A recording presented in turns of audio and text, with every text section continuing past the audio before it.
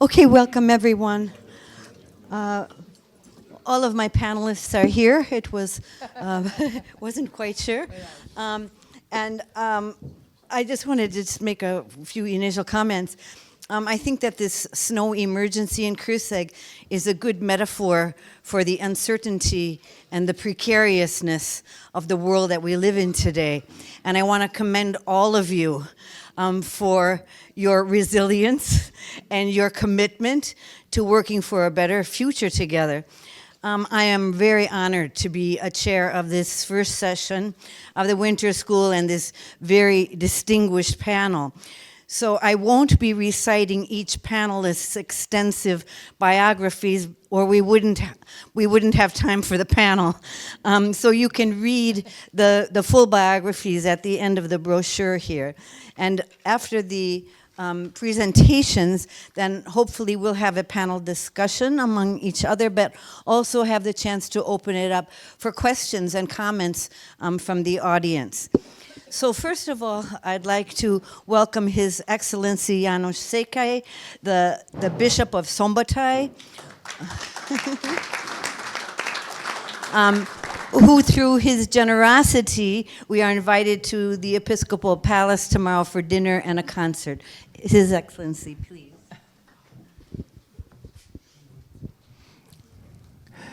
Thank you very much.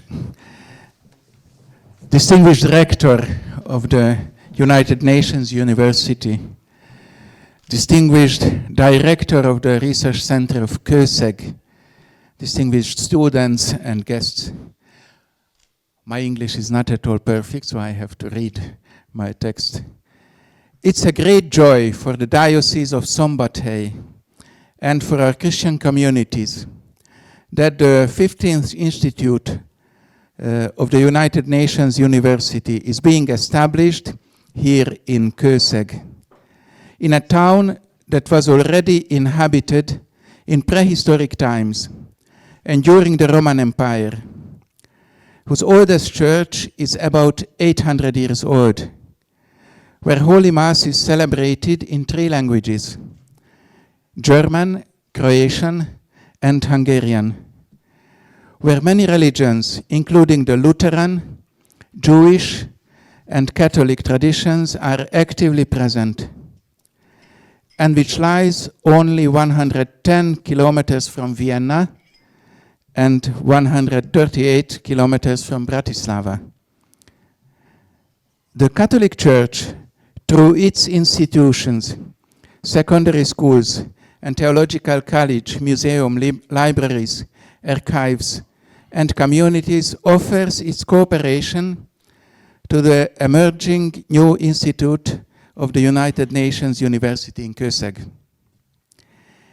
Allow me to say some few words about the importance of the United Nations, and more broadly about the importance of the international organizations according to the conviction of the Catholic Church.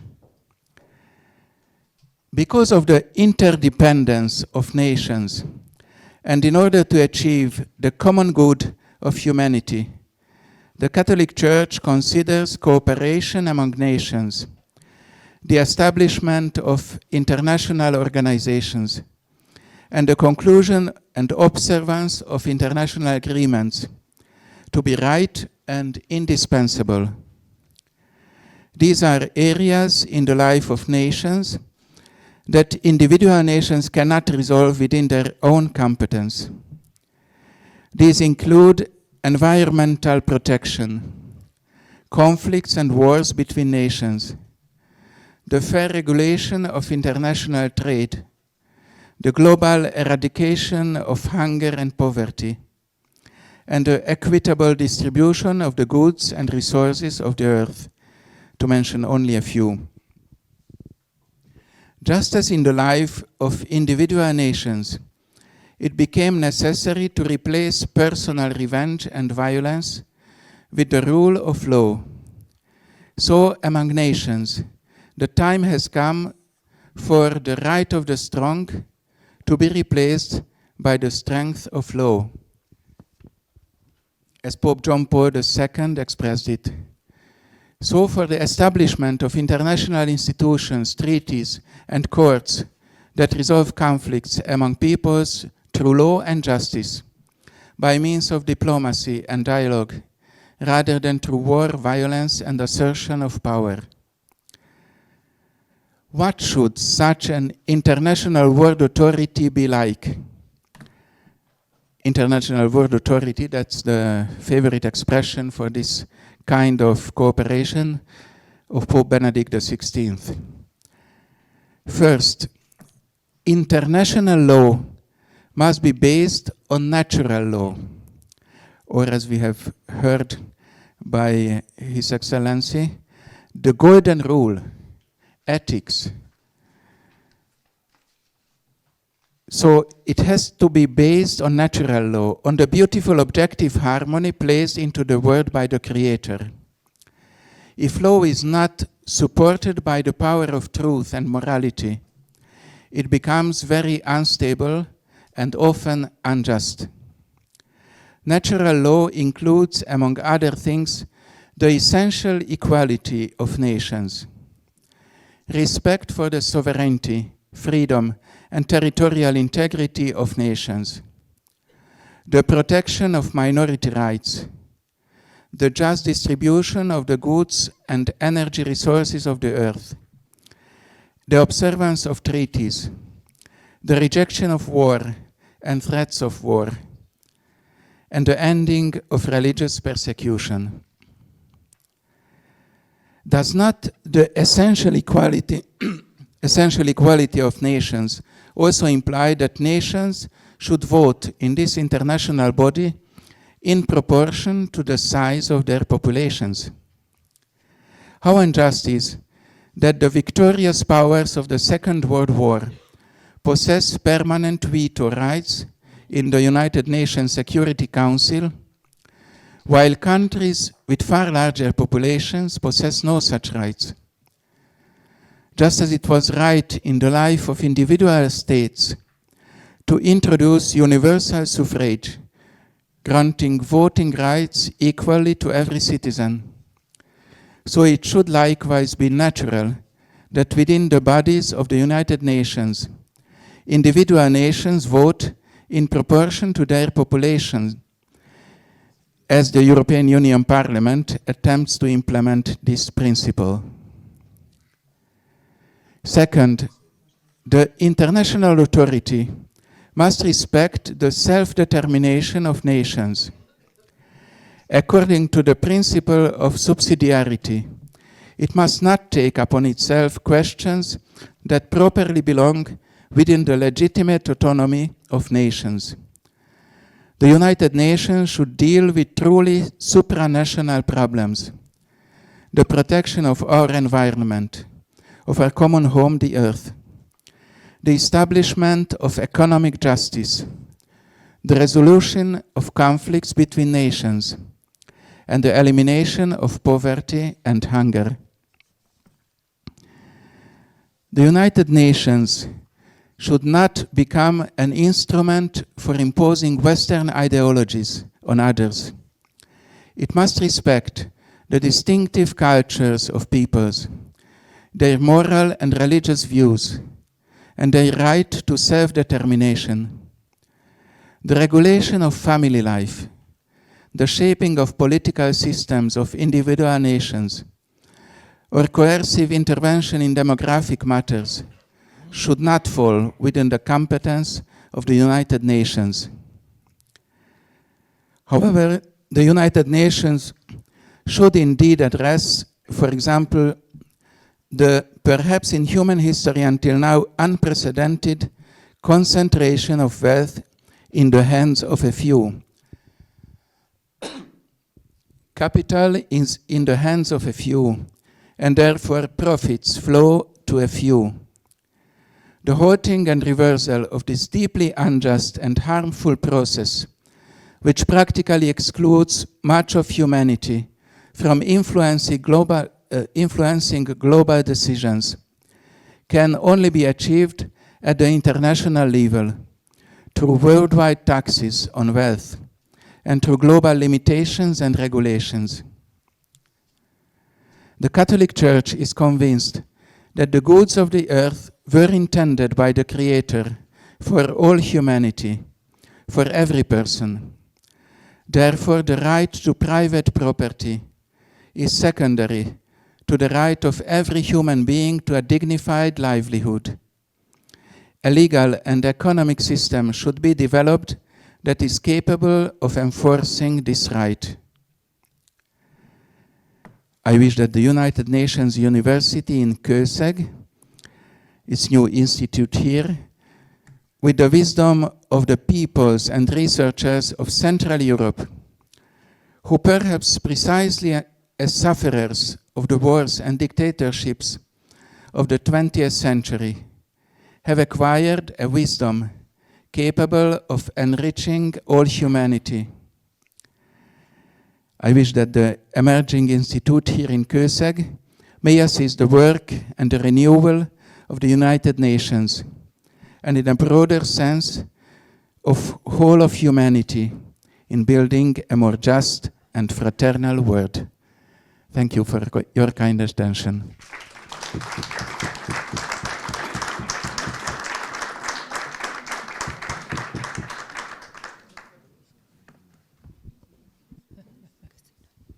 Thank you so much. Now I'd like to, is it on? Okay, I'd like to introduce His Excellency Gergő Kocsis, the Deputy State Secretary for International Cooperation at the Ministry of Foreign Affairs of Hungary, who has been tirelessly working to help establish a UNU institute in Kőszeg. Mr. State Secretary, please.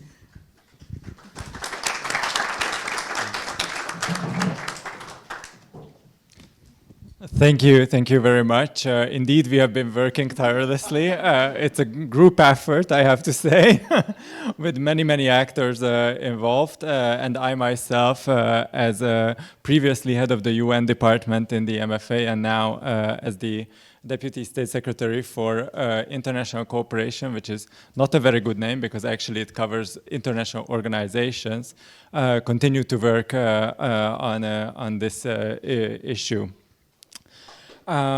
Taking the title of the panel, "Lasting Peace and Human Security," I wish to speak a few words about how we stand with international organizations today. What is the state of play, and what are the major challenges where we can go ahead?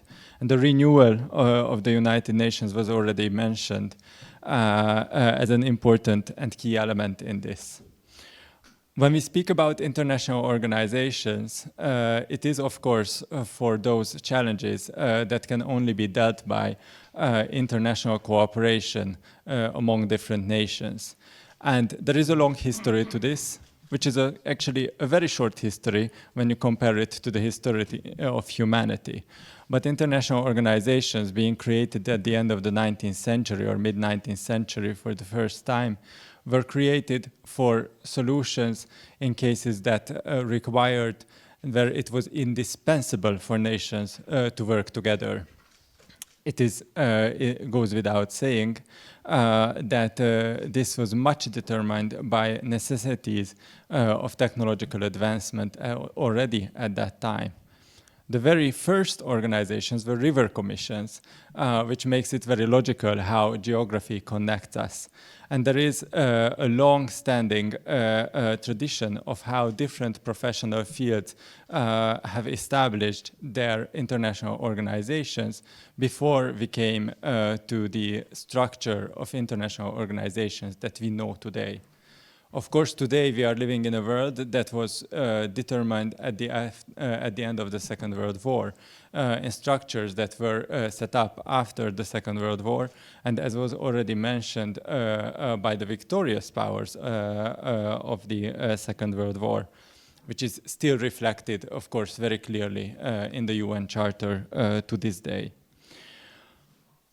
What we see now, today, and what is the state of play, in our view, is that there is a world where multiple crises exist at the same time.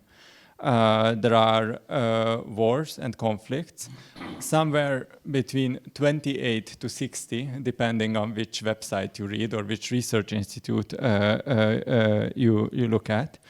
We are in a post-global pandemic world at the moment, and international organizations are still trying to deal with that phenomena.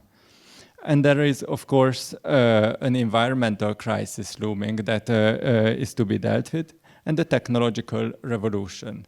So a world that is facing enormous challenges, and a world that is also looking at international organizations for being able to answer to those enormous challenges. At the same time, we are also experiencing a very divided world.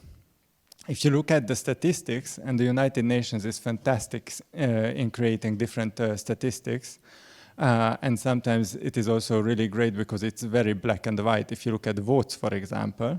So if you look at the statistics on how the UN Security Council veto is being used, you may note that the levels of the usage of the veto are at now the same levels that it was in the Cold War and in the toughest times of the Cold War. So what we see is that there is a very, very divided world at the moment. What we also see is at the same time we have a huge, really a vast number of international organizations, and the UN system has also really been really has expanded significantly. We see a UN system with 166 different entities. It's an enormous system, and we see international organizations being created almost on a yearly basis for different topics that are now trendy or something that are supposed to be dealt with. So what we see from this overall picture is that there is a necessity to reform, but not only the environment of international organizations. It is a necessity to reform also our views on how this type of international cooperation can go further. Of course, this is going to be a great challenge for the UNU Institute in Kőszeg to be dealing with. But what do we see in particular? We see some institutional issues. For example, this huge, vast UN system with 166 different entities and many overlaps. There is an institutional issue to be solved. There are different names for this. There are different processes. There is now, of course, the UN80 reform process. And there is very pragmatic steps that can be taken to streamline international organizations. But what we also see is that we need to strengthen these cooperations, because when we see new challenges arise, like the AI revolution, we see that there are different regional or other international cooperation mechanisms being drawn up to deal with this separately. The United States has its Pax Silica initiative to create a new cooperation in this regard. The People's Republic of China is now working on creating the World AI Cooperation Organization.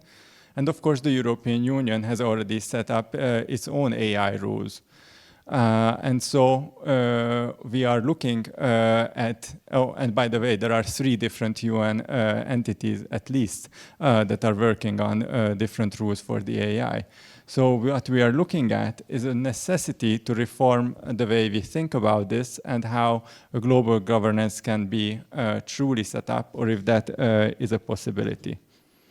And then there is, of course, the much more difficult task of looking at how the vision of the international organizations can better reflect our world.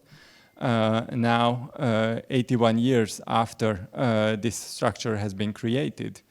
Does it necessarily reflect the different populations that we see in countries, the economic realities of today's world? and the different power shifts that have taken place in the past more than 8 decades. And is it possible to reform these ideas or not? Of course, probably the loudest way that this has been shown in the past 3 weeks was the creation of a new international organization, the Board of Peace, at the initiation of the US president. Most of you have probably heard that Hungary has joined as a founding member this new organization. This is a challenge, not only for those who are creating this new institution to make it work and to see a new approach to solving long-standing issues, such as bringing peace and prosperity to Gaza, but also, of course, is a challenge to the existing international institutions to see how this can be better reflected and how they can respond in a way that is efficient enough to succeed, or perhaps jointly succeed. What is a novelty in this institution is actually giving a voice to those states that don't have such great powers within the UN system. So at the moment, what we see is that all the major players in the region with regards to Gaza are involved in the Board of Peace. And it is going to be very, very exciting to see if they can succeed, make or break this new initiative in moving forward, and to be able to show a viable path that the United Nations so far, unfortunately, has not been able to do so. So perhaps it's not the happiest state of play that I can share with you, but it is definitely a state of play that we see is where we can say that we are living in very exciting times in the terms of international relations, and especially when we look at international organizations. It's a very challenging time, and the necessity to reform, to rethink, and to move forward with new and novel approaches is absolutely now. Thank you.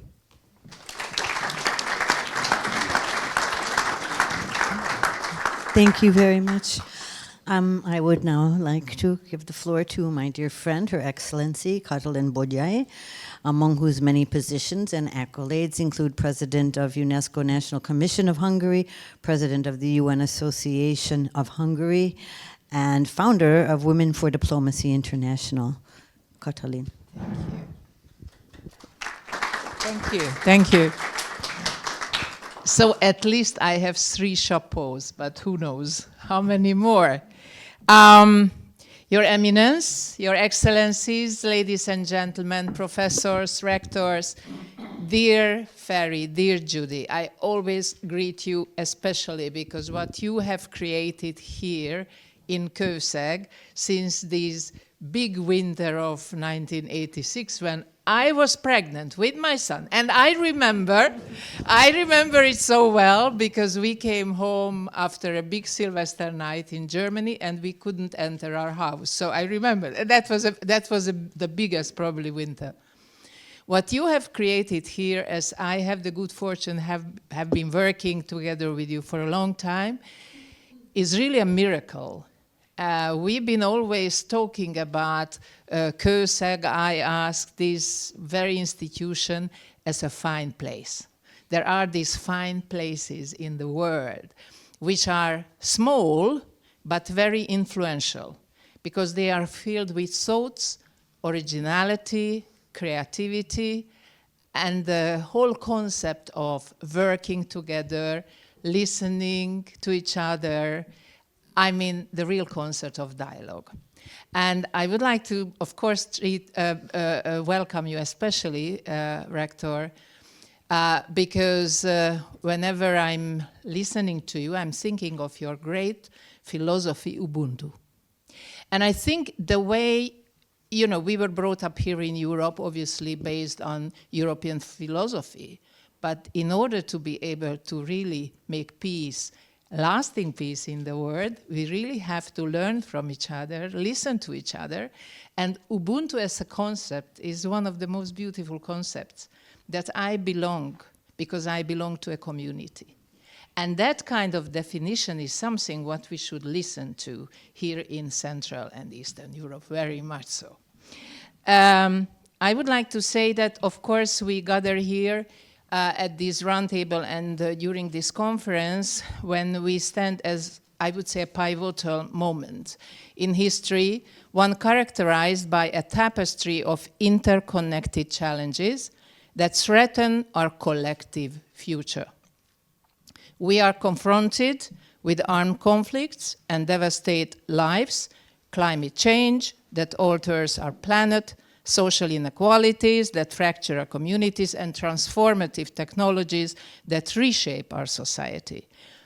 But the challenges we face today, although are daunting, but I believe that by embracing integrative approaches and fostering collaboration, we can chart a course towards a future marked by peace, resilience, a shared prosperity, and good civil service work. That is why it's so important the University of Public Service of Hungary joined forces with the UN University, with CÖSEG, iASK, and the whole institution, because I always say to my students, and some of them are here, to be a public servant is a choice. It's a decision. It's you who decide if you want to serve or you want to make a lot of money. Right, Professor? That's the point. You know, it's a decision, and we should really think about how we can also work together better and how we can include better real public servants, Hungarian and international public servants to our work. Now, as we have here His Eminence, I must say I read quite a few talks and read some writings of his Holy Father. And I would like to just quote one, not the speech, but the thoughts which I believe totally are very close to mine, and probably to many, when he was talking about that in our time, the weakness of multilateralism is a particular cause for concern at the international level. A diplomacy that promotes dialogue and seeks consensus among all nations and parties, sometimes being replaced by diplomacy based on force. And this is what we have to think about. How on earth, for example, this new institution of the UN University can give good advices, can work on this topic so that, you know, the political leaders would listen to that or would hear it. Because after all, both UNESCO, the UN University, these are all platforms creating advices, creating new thoughts, and also predicting in a kind of the future.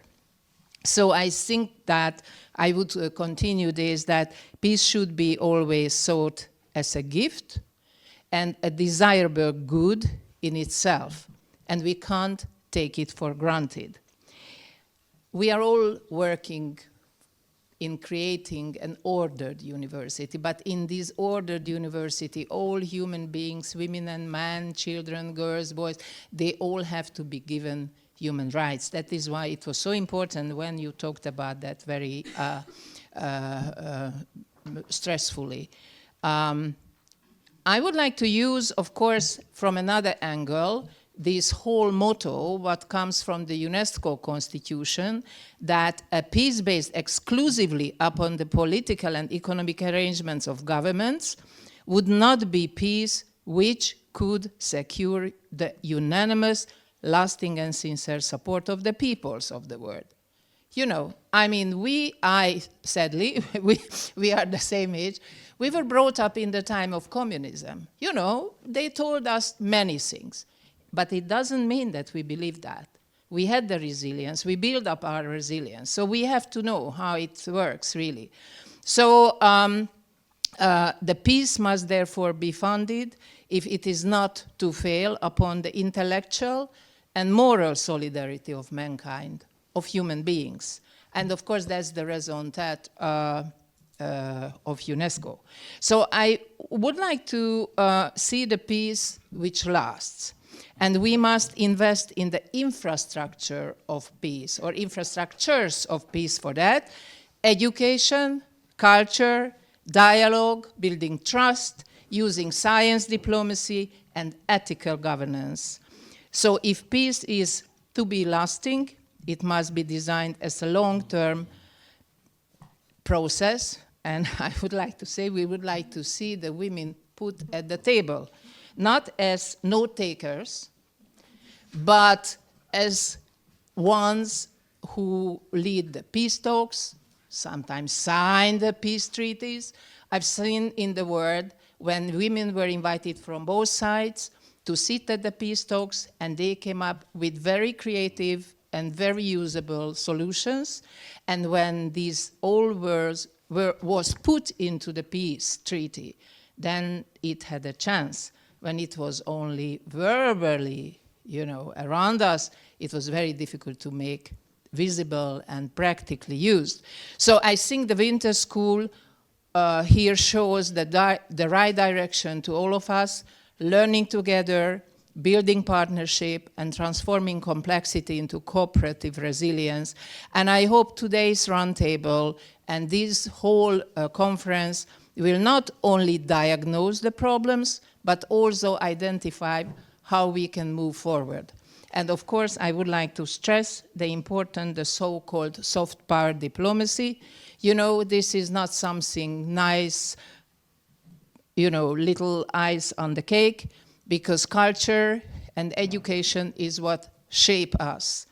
And if we are shaped rightly from our early age, then we can learn from the early age how we can listen to each other, how we can cooperate with each other, and how we can together build the lasting peace. So that's just to start with. Thank you very much. Thank you very much, Katalin. We will hear more from you tomorrow, I think. Yeah. Next, I would like to turn to Gergely Deli, the rector of Ludovika University of Public Service, which has been mentioned several times already. And he has been a great supporter of this year's winter school. And I want to thank you for encouraging your students to come, because it's very often the case that we have an international group of students here with no Hungarians. So I'm thankful for your efforts on our behalf this year. So, Rector.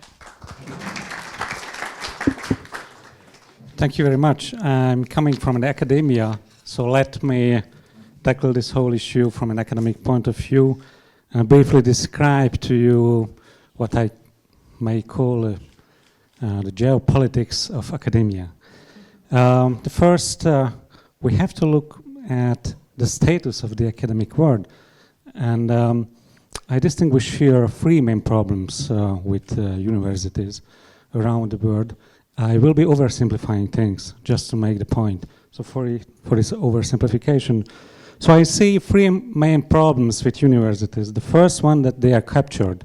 Universities nowadays are captured by some ideologies, some political partisan parties, some lobbyist groups, or multinational companies even.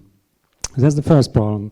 The second problem with universities, that they are kind of mirroring conflicts and problems outside of the university, within the university. If you take the example of the Israeli-Palestine conflict, then you will see in the universities around the world, in the campuses of several universities, the same problem mirrored. There are pro-Palestinian groups, there are pro-Israeli groups, they are fighting each other, sometimes even with very aggressive tools and manners. And the third problem with universities worldwide is that they are kind of intellectual colonialism.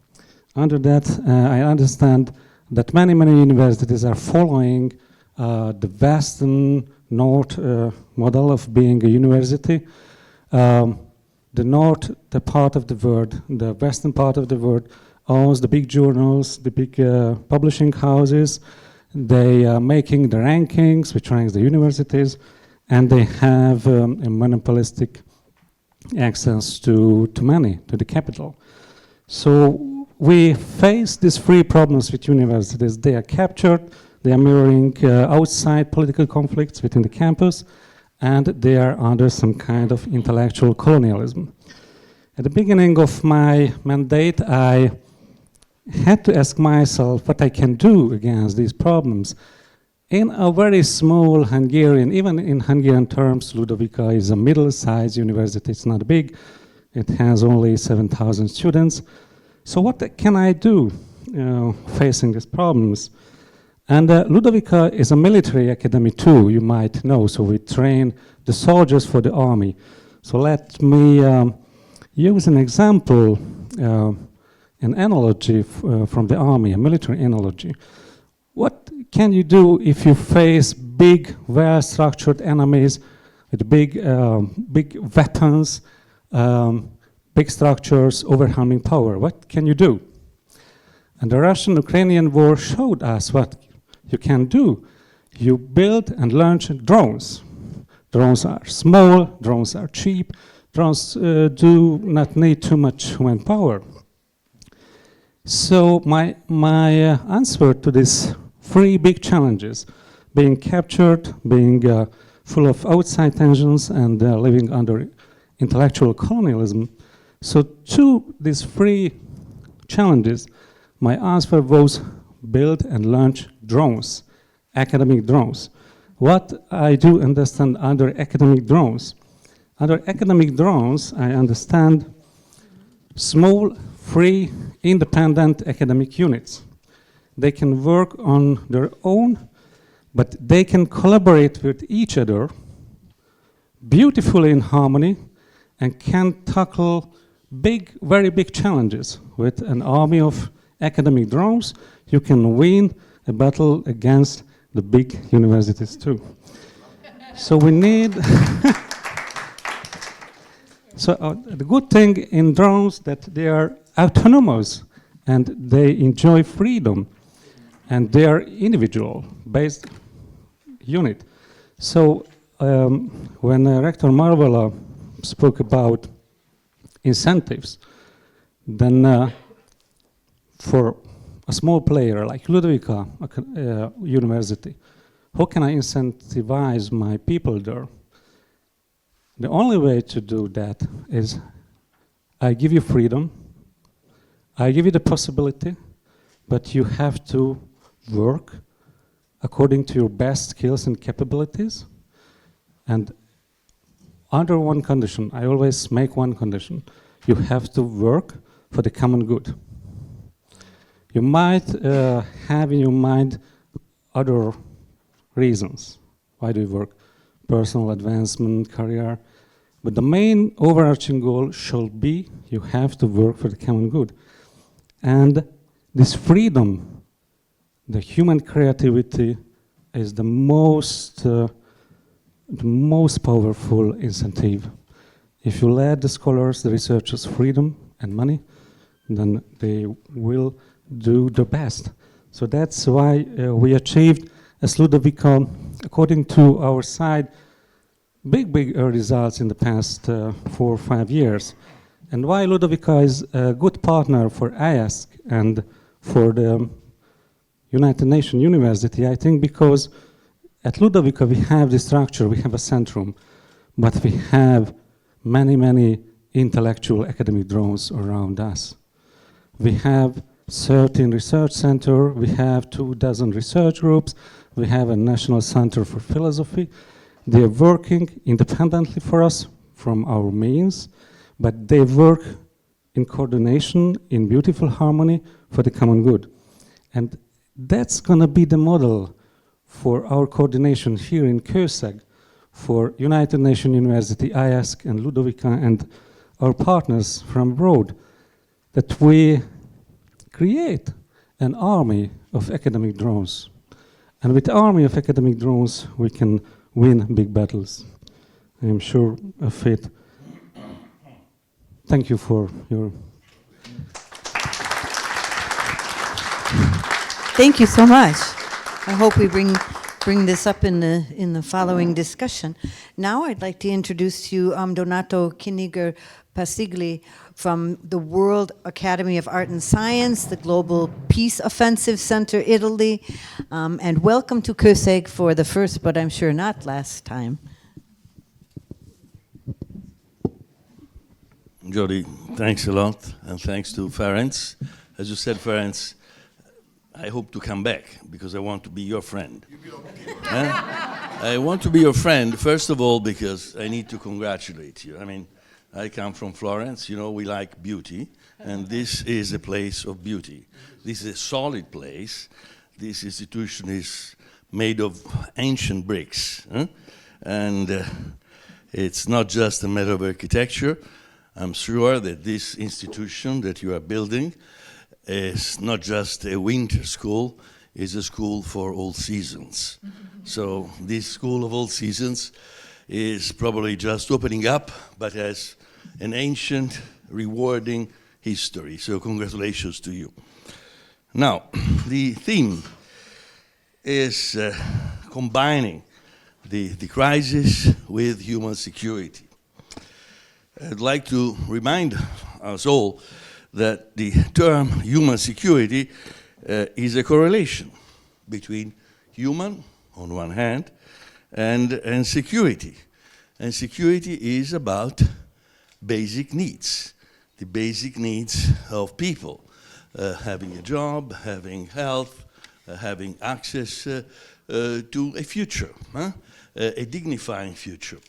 We, as World Academy of Art and Science, waged a campaign for 3 years with the United Nations Trust Fund for Human Security. I was the co-chair of this campaign. Somehow I devised it. Then we ran aground at some point because we didn't have funds. But we managed to improve a bit the few things. I believe. We are still friends with the people in New York. So that means that they still call us to represent them. But today, I also represent the Global Peace Offensive. I have here the director of the center in Maribor, Rector Ludwig Toplak. And I hope I will give you justice, Ludwig, in talking also briefly, not so much today, but tomorrow, about what the Global Peace Offensive is.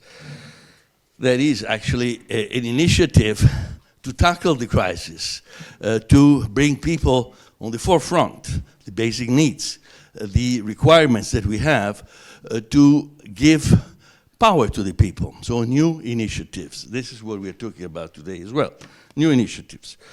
Now, the times of disruption that we are witnessing right now are also a rare opportunity to change things around, to reset relations, to reset human relations, not necessarily states' relations. As we know, states do agreements, but are the people that can change human relations. So the power of the people is what we want to engage. We need to engage. This is also part of the transformation of the multilateral system that is so much in a crisis right now. So conflicts are proliferating. We know that very well. But we have this shared responsibility upon us. And the younger people who are here represented today are agents of transformation. We need to build on their capacities, on their skills. We need to accelerate the grassroots movements, the approaches at community level, the community, Katalin, that you were mentioning before, the community-driven interventions that are really the future of our well-being. At the UN, I was also, I'm a former UN official, so I am still under the oath of confidentiality. I will not disclose anything, but on the other hand, we have this obsession of scaling up. When I hear this word, scaling up, we have to scale up impact. It's nonsense. Excuse me if I say that now. It's not confidential. Because the real point here is lining up results, is having results, is joining results, having a critical mass, yes, but with success stories that are built on the experience of the people at field level. This is where we have to start from. Let's not be obsessed with evaluations. The word evaluation scares us all the time. And of course, we are experts. We are certainly here experts in evaluations. But on the other hand, is the transformation of the reality. Don't you agree on that? This is the real point that we have to see. The transformation of what people are, or how they relate to one another. This is where we have to build on. So, now, I said we need to empower local leaders, emerging leaders. We have to find them. It's not so easy. We have to find them, we have to cultivate them. They have to learn by themselves, by the way, not necessarily from us, from our failures, from our success stories, if there are. And they have to question us. They have to see, how did you do that? Did you do it right? Did you think it twice before acting? Did you think it twice before saying what you're saying? I mean, this is part of the learning curve, the learning process. So we should be patient with the new generations. We should be patient with ourselves. And we should be patient when we talk about peace and peace building. We don't build peace overnight. The board is a wonderful idea. I think this is what Trump would say. It's a wonderful idea, but it's not enough. You know, that can be an opportunity to somehow have a suspension in the conflict, you know, a lull in the conflict. But is that the solution for the crisis? The solution goes with the people again. Yeah, you say you don't know. I don't know either. But on the other hand, I'm not saying that this is wrongdoing. I'm saying that this is not the solution. The solution is to engage people knowing that peace-building processes, or inducing peace, as I prefer to say, is a long-term process, is really a permanent process. And that requires a lot of emphasis, that requires a lot of resources at the same time.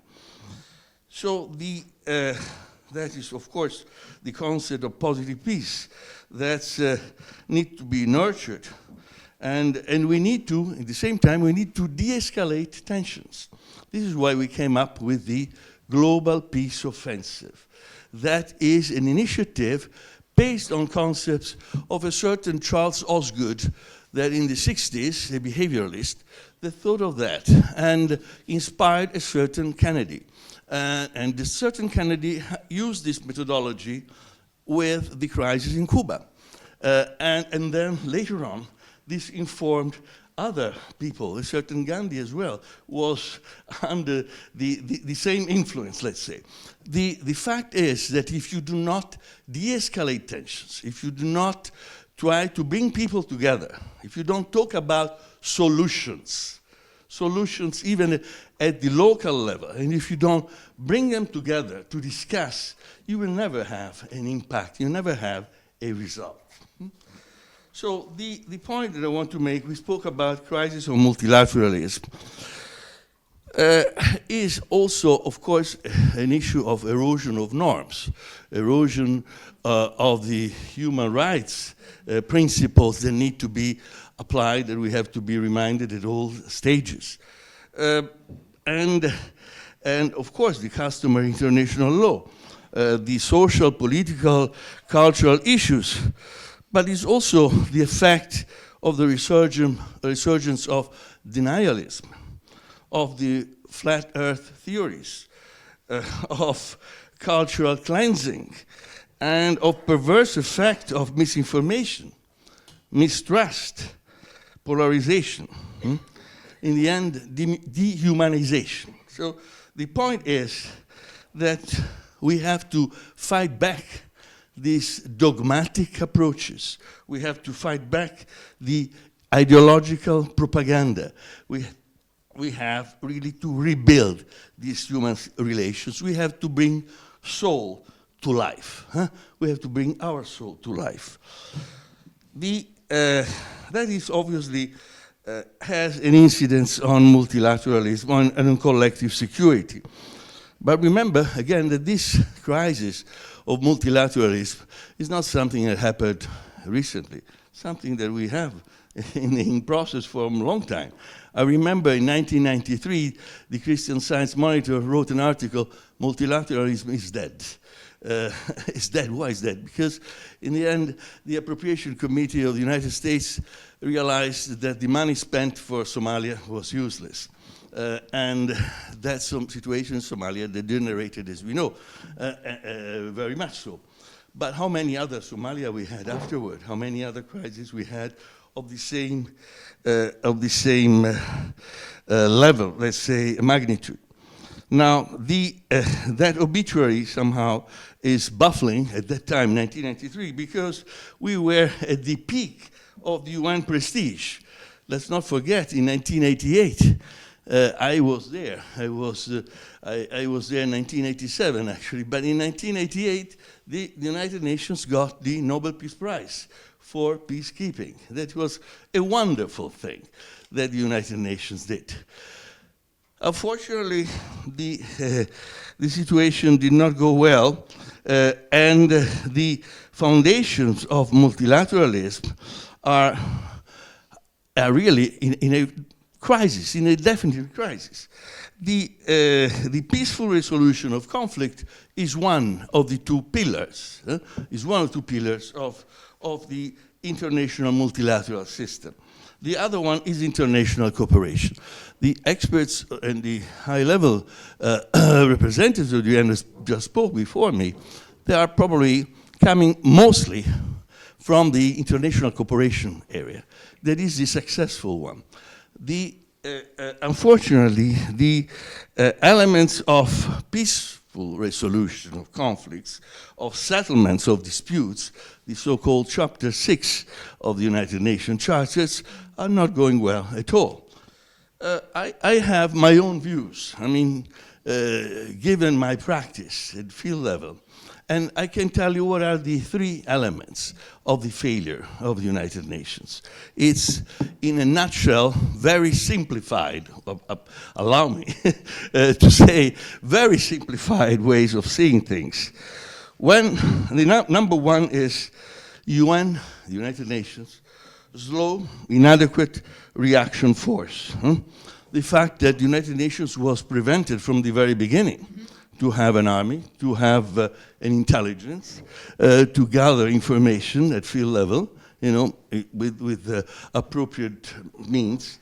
The second one was the expansion of the mandates of the United Nations and the blurring of the lines. The blurring of the lines is when instead of just being engaged with peacekeeping, with peacemaking, we went into peace enforcement. There was a big mistake, because at that point, the United Nations had no longer an identity. We were not longer the go-between, those who were separating contenders and fighters. So that provoked a real, was a hit for the United Nations reputation, as a matter of fact. And the third, I must mention this point, not everybody will agree, but it's the interference from member states. Interference from member states at all levels. For instance, Boutros Ghali, a Secretary General with whom I had worked with, and I had the privilege of reading the early versions of the peace agenda that he was preparing those days. He was trying to get a second mandate as Secretary General, but the point is that he received a lot of interferences. And at the same time, a new practice started, the secondment. Now, the United Nations officials were no longer hired, as we were hired, with the oath that I was referring to. They were coming from the capitals.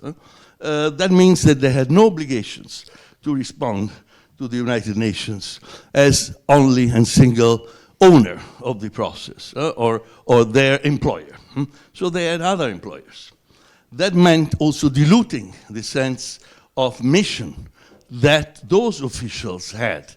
That was a very critical factor, believe me. So the lack of allegiance.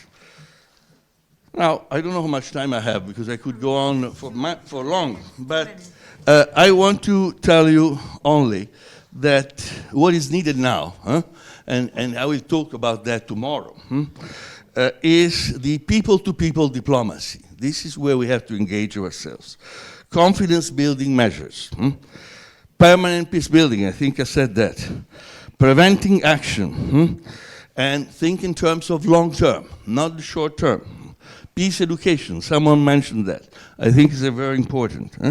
And human relations that are a higher act of consciousness of existential threats and at the same time moving towards a renewed humanism. It's not easy to do that, but we have to keep trying. Thank you.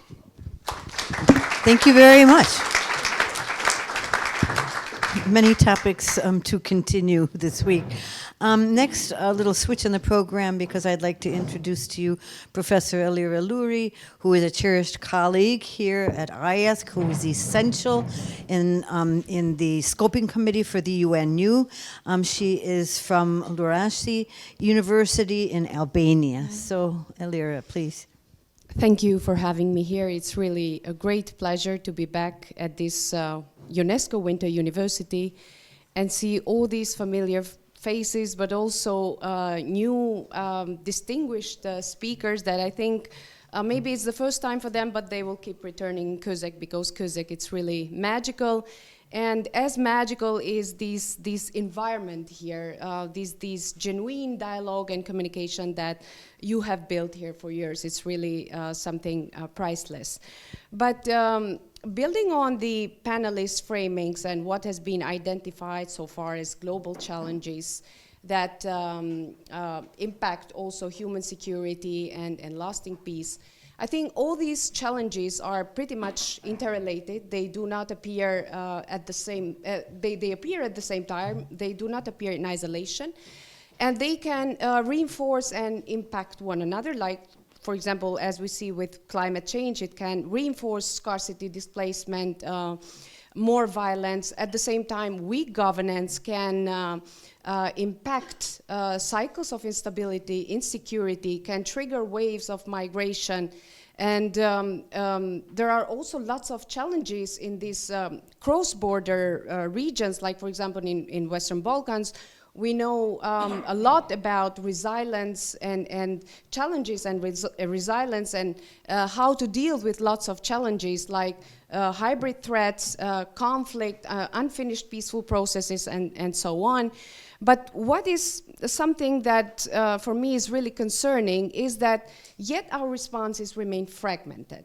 So we haven't started to recognize these challenges as global common good challenges.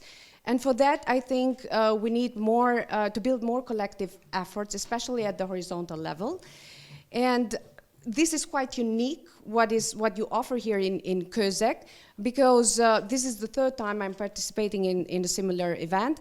And I've seen experts coming from academia, from civil society, from diplomacy, from health sector, infrastructure sector. So it's really fantastic to have this kind of expertise, but also to see how to really build action and efforts through these kind of gatherings. And because I think no single institution, no single sector, no single state is able to deal with these challenges alone. And another important element that I see is that academic spaces and international institutions have a similar role, because academic spaces, like for example iASK, is like in its smallness is like a multilateral platform. And when I see they have a similar role, it's because they provide spaces to connect ideas, to connect opinions, to connect expertise, to build trusted knowledge, and also to shape norms that can guide policy and practice. So this is really important, because we know that there is a universal knowledge so far that we have produced and created. And the world has gathered lots of expertise so far. But this expertise hasn't been able to prevent wars, to prevent conflicts, to prevent the ecological breakdown, but at the same time, the deepening and the widening of inequalities. And that makes me think that these challenges are not only technical, they are also structural, and they are also cultural. So that's why we need to combine these strategic initiatives also with soft power initiatives. So we need more public diplomacy, we need cultural diplomacy, and we need science education and science diplomacy in this regard. And coming back to international institutions, I think that through the United Nations, for example, United Nations is something really unique, and I think it cannot be replaced because of institutional capacities, diplomatic instruments, the different agency and missions. And I think it is unique because it was built out of the necessity that humanity had after 2 devastating world wars. And states have continuously worked together to manage global issues that affect all humanity. Like, for example, as we already mentioned, starting from human rights, disarmament, genocide, use of force, use of aggression, global communication, management of international water. So lots of trade, so lots of issues that need to be discussed in such a forum. But we see that much depends on states themselves, on some leadership positions and stances. Much of the foreign policy is implemented at the governmental level. So lots of leaders are showing this kind of resistance to cooperate in this kind of global platform. And instead of strengthening these shared platforms, we see that states are retreating into blocks, isolation, and the rule of the power, which is something that will put lots of hardship in dealing with these global challenges.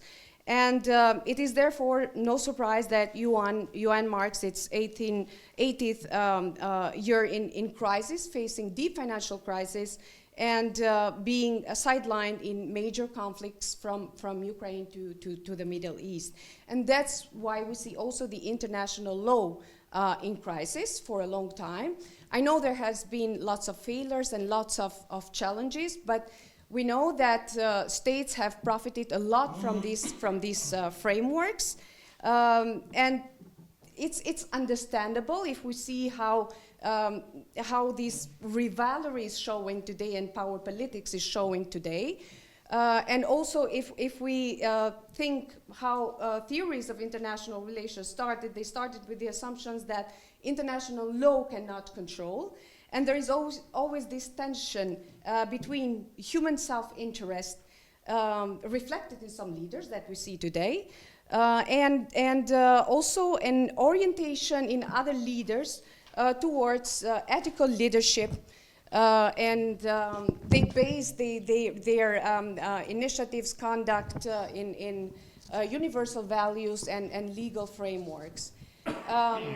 So humanity has progressed far beyond these conditions so far, building institutions, legal frameworks, and shared values. So reverting to these survivalist, nihilistic outlooks risk undermining these hard-won achievements so far. And I also want to link all these challenges to education, and this is my last part for my speech, because as we see, for example, the example of UNU system. The United Nations has developed this university system aligned with its mission for some fundamental reasons, which is to disseminate, to educate, to research on fundamental values, which are also UN objectives, like, for example, peace, security, sustainable development, and human rights. And extending this mission to this vulnerable region, I mean, closer to this vulnerable region is really something beneficial because these regions are often the most exposed to conflict, to institutional fragility, socio-economic inequality, and disruptive effect of rapid technologies. So this is really something beneficial for this region, like Western Balkans, Eastern Partnership countries, for example, to help build local capacities, foster inclusive academic environments, strengthen civic resilience, and ensure that global norms are not merely articulated in the, at the international level, but also embedded within societies where they are most urgently needed. And I think the last sentence, international cooperation cannot survive only on treaties and resolutions. We need more education, we need more research, and awareness building regarding these challenges. Thank you. Thank you, Lyra, and welcome back. Okay, our final speaker on the panel is Sean Cleary, who really doesn't need any introduction. He is on the iASK International Board, and he is the head of Strategic Concepts South Africa. Thank you for coming. Well, thanks to all, and thanks, I realize this is merely to try to give me an experience roughly equivalent to 1986 in Cusack, but you didn't succeed, but nonetheless it is deeply impressive, particularly at the beginning of spring. Let me try and pull a few strands together, because there's a wonderful thing about discussions like this. It's that grand cliche, everything has already been said, but not yet been said by everybody, and I really don't... I don't want to fall down that particular sinkhole. So let me try and distill what I think we're saying, individually and collectively. I really liked what Katalin said about Ubuntu. The idea that your personal achievement, your personal welfare, is a function of the welfare of the community of which you're a part, is an immensely important principle at the heart of everything that we try to do in terms of collective action. And it's almost inconceivable that you could have stable, relatively, peace and security if that principle is not embedded in human thought. How else would it happen? If we're only competing with one another all the time, and if we think it's appropriate to shift from competition to conflict whenever vital interests are threatened, how on earth could we ever have peace? So unless that core thought that we are all part of a whole, and that therefore we have to seek collective welfare in addition to individual opportunity, if you haven't got that embedded, you can't do anything. It's worth remembering that. But there's a problem. There's 8.4 billion of us on this planet today. And we're not all the same. We come from different histories, different parts of the world. We have different interests. We have different levels of welfare. Our sense of individual security is a function of the context from which we come. I don't think like Donald Trump. He's perfectly entitled to think the way he chooses to think, but I don't think like him. So if we have to sit down and plan collectively in order to find a solution to something, it's going to be a pretty noisy series of exchanges. So 8.4 billion of us constituting humanity, embedded in a biosphere on which we are dependent for our survival as well as our welfare, poses a problem of a complex, not wholly adaptive system, which it's jolly difficult to plan for. So don't trivialize the nature of the challenge. It's enormous. It was much easier when we were less than 1 billion. One of the reasons why Ubuntu works extremely well in African traditional circumstances is because the communities are small, the economic actions taken by a small society are largely coextensive, everyone contributes something, and the role of the polity, frequently a group of elderly men standing under trees around the middle of the day, the role of the polity is just to smooth things out. It's not particularly difficult at that scale. At the scale of 8.4 billion spread across 193 states, geographically dispersed in the complex context of all of the diversity that we face today, it's very difficult. So let's look at the basics. Some of you know that I like to use a very simple proposition that a chap called Hedley Bull made at the end of the 1970s. And his definition of a global society was simply, it's a group of states conscious of common interests and a measure of common values that conceive themselves to be bound by a common set of rules in their relations with one another. Well, if you've got that, of course you've got a global society. Recognizing a certain quantum of common interest and intrinsically values premised on collective interest. Accepting rules that bind you in your relations with one another. If you offend me, I can't cut your throat. I might feel like it, but there's a rule which says I can't. Now, if you've got that, you have the potential for something that passes for a human society, a collective society. Why would you want this? I think there are 3 things that we have to get right if we're going to have peace and security. The first thing is we've got to somehow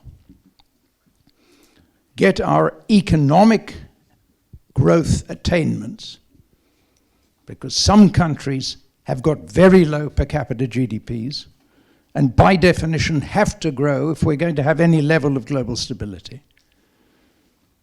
And others already have GDPs over $70,000 per annum, per person, and probably don't need to grow at all. But how do we square that circle between making economic growth socially and environmentally sustainable? How do we think about that? What does it mean? How would we work together to try to achieve that outcome? Secondly, how do we think about addressing the need to eliminate as far as possible extreme poverty? It doesn't matter how you define it. Whether you define it at $2 a day, or whether you define it at $3 a day, or $1.50, it doesn't really matter. But how do we tackle that challenge? Because surely we know that one of the reasons why insurgents are able to get a grip on communities highly effectively is because those communities feel deprived.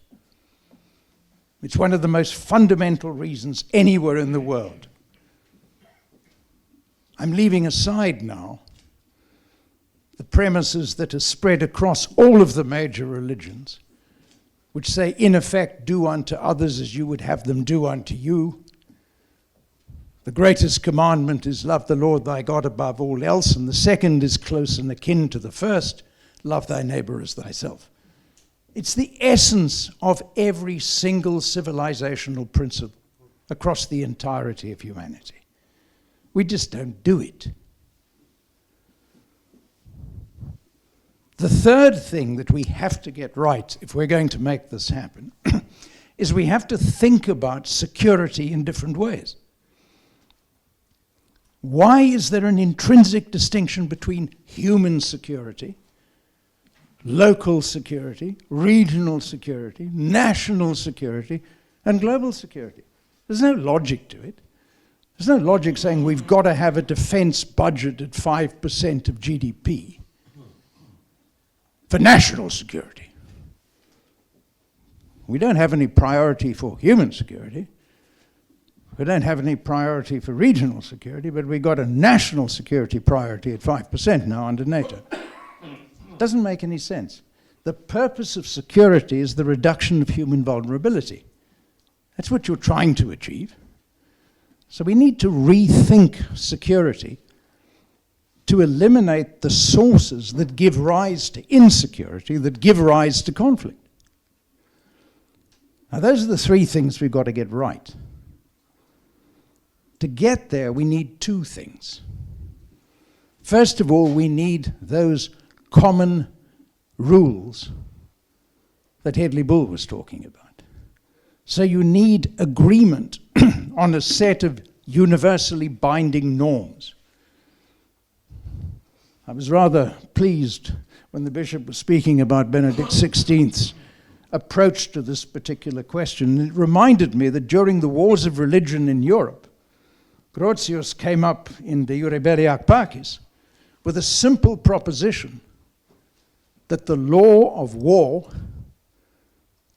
and the law that justified your going to war and your conduct in war had to be premised on the jus naturalis. That was the underlying premise of the entire argument. So we need agreement on the norms. And then lastly, we need institutions. Whether we want to call it the United Nations, or as we did before 1937, the League of Nations from 1919 onward, the names don't matter that much. The principles matter. Of course we need something that addresses peace and security. Of course we need something that addresses friendly relationships between states. Of course we need something that addresses the protection of the rights of all individuals in the context of human rights. And of course we need something that advances socio-economic development within the parameters of those principles. That's actually the purposes of the United Nations, Article 1. So there's nothing magical about this stuff. We just don't do it. Right now, we're at a very curious moment. And that's one of the reasons why both this discussion and the concept of UNU Institute to address these particular challenges is so important. We're at a point where we are facing the largest inflection in historical terms, certainly since 1989 to 1991.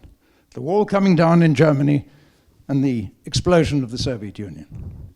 This is the biggest inflection point in human history since then. It's characterized by two things.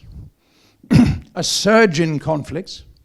Gergő spoke of up to 60 in terms of some of the sources identified on a regular basis in this regard. The sort of 28 figure is the CIPRI figure on the larger conflicts in this regard. But something like 60 significant conflicts around the world today. And more difficult, disagreement on how to solve them. The norms have broken down. Why do you think the Board of Peace has been created? The Board of Peace has been created because nobody thinks the Security Council is working. Do I think the Board of Peace is going to work? No, I don't. But that doesn't matter. That's why it was created, because the Security Council isn't working. So the norms are breaking down. And then the last thing, and that comes to the heart of this discussion, is we are probably 15%, don't take the number seriously, but something like that, into, by at least 2 orders of magnitude, the largest technological revolution in human history, in which infotech, specifically Gen AI and agentic AI and a variety of related areas, biotech, CRISPR-Cas9, other forms of genetic engineering, AlphaFold in terms of protein development, nanotech, and neurotech are all conflating under present circumstances. We've got more postdoc researchers working in those areas today than we had people with 12 years of schooling during the Industrial Revolution between 1760 and 1860. The scale of this revolution is gigantic. And anyone who doesn't understand that technological revolutions have enormously disruptive social, economic, and political consequences has forgotten the history of the Industrial Revolution. The Industrial Revolution was about the spinning jenny and the steam engine. And it gave us the American Revolution, the French Revolution, the Napoleonic Wars, the revolutions of 1848, the complete transformation from sovereignty of the sovereign to sovereignty of the people, and the shift in the economic center of gravity from Asia, where it had been for 2 millennia prior to the Industrial Revolution, to Western Europe. And that was the spinning jenny and the steam engine. Buckle up. The next 20 years are really going to be exciting. So therefore, we've got to get our heads around how we're going to deal with this. We've got to get our heads around how we're going to deal with this.